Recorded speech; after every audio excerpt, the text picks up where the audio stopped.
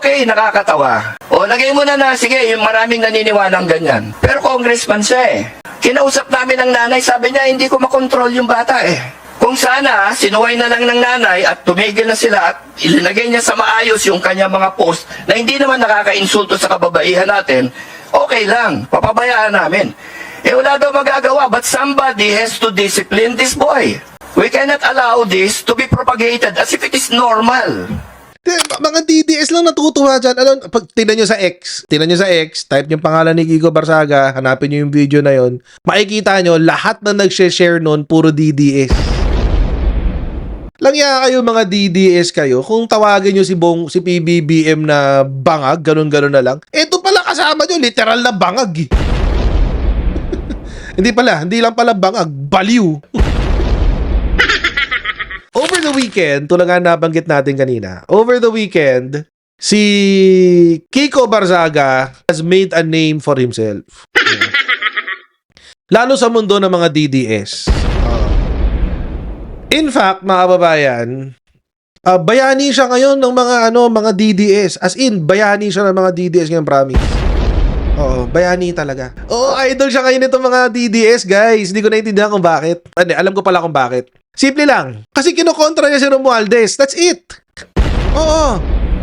Mga kababayan, ang level ng genius sa mga DDS ngayon, simple lang. Pag kumontra kay Romualdez, genius ka na. Oo. Pag kumontra ka kay Romualdez, makukuha mo na respeto ni Rowena Guanzon, guys. Ni Guanzon. Ganyan nakababaw ang logic nila, guys. So, etong rare sparks of courage shining through. Sinugod si Sandro Marcos. Literal na sinugod si Sandro Marcos sa opisina niya. Kiko Barzaga storms inside Sandro Marcos's office. Panoorin natin yung itong balita ng GMA.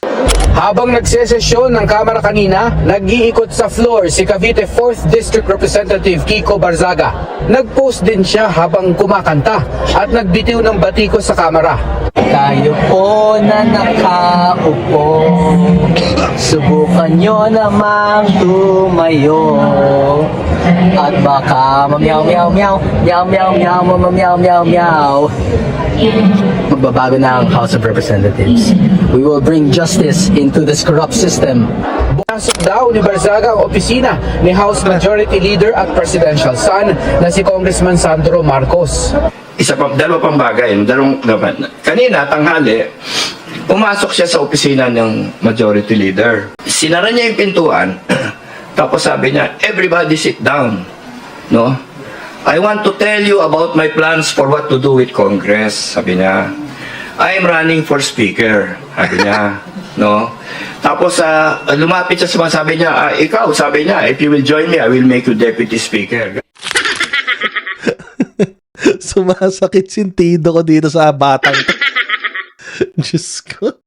Mga DDS lang natutuwa dyan. Pag tingnan nyo sa X, type yung pangalan ni Kiko Barzaga, hanapin nyo yung video na yon, makikita nyo, lahat na nag-share nun, puro DDS. Langya kayo mga DDS kayo, kung tawagin nyo si PBBM na bangag, ganun-ganun na lang, eto pala kasama nyo, literal na bangag. Hindi lang pala bangag, baliw. Tatakbo daw siyang Speaker of the House. Mga kababayan, seryoso siya doon. Bakit? Congressman Kiko Barzaga, youngest House Speaker in the Philippine histories. And the first Gen Z speaker in the world. May saltik tong batang to, mga kababayan, promise. Ibang level ang saltik na itong batang to. So kanina nagsasalita si Congressman Puno. Sabi niya, parang si Kiko Barzaga is not well. At pero kahit hindi raw siya well, he needs to answer daw sa ethics committee. At actually, marami pa siyang sinabi, hindi lang yun. Pero ang daming reveal dito na sinabi ni Congressman Puno tungkol kay Kiko Barzaga. Sawa na ako sa mga bitches. Gusto ko na yung mga good girl na loyal, kahit 3 lang, masaya na ako. Then you look at the picture she is posting. Yung mag-awain ba yun ang matinong congressman? Next. Honestly, I'm not interested in basketball. Napunta lang ako sa mga basketball opening para panoorin ng mga views na nagja-jumbo hotdog. Okay? Sige, kayo na magsabi sa akin, Kuya Matt, kung kapatid natin ang pinag-uusapan niya. Tinan niyo nga itong mga pinapakita niya. Yan ba ikilos siya ng matinong congressman? Yan ba yung papayagan natin? For sale, Kiko, fuckboy. Oh. Di ba? Tinan niyo. Oh, next. Bakit may mo once month pero wala? Bakit? Gusto mo bang isang buwan yung mens mo? Mga ganun eh. Alam ko sa iba nakakatawa yan. Okay? Pero matanda na kami, hindi na kami masyadong natatawa dahil pinagdaanan na namin lahat ng klaseng birong ganyan eh. Correct. Pero hindi ganito eh. You know, this is out in social media. It demeans women and it offends me eh. Personally eto nga tayo. Binabatikos dito dahil mga ganyan tungkol sa pera. Tapos ganyan papayagan namin yan dahil he is not well. Now, okay, nakakatawa. O, lagay mo na sige, yung maraming naniniwalang ganyan. Pero congressman siya eh. Kinausap namin ng nanay, sabi niya, hindi ko makontrol yung bata eh. Kung sana, sinuway na lang ng nanay at tumigil na sila at ilinagay niya sa maayos yung kanyang mga post na hindi naman nakaka-insulto sa kababaihan natin, okay lang, papabayaan namin. Wala daw magagawa, but somebody has to discipline this boy. We cannot allow this to be propagated as if it is normal. Imagine, nakakahiya dun sa nanay, no? Publicly sinukuhaan siya ng nanay. Grabe, no? Ganun siya kalala.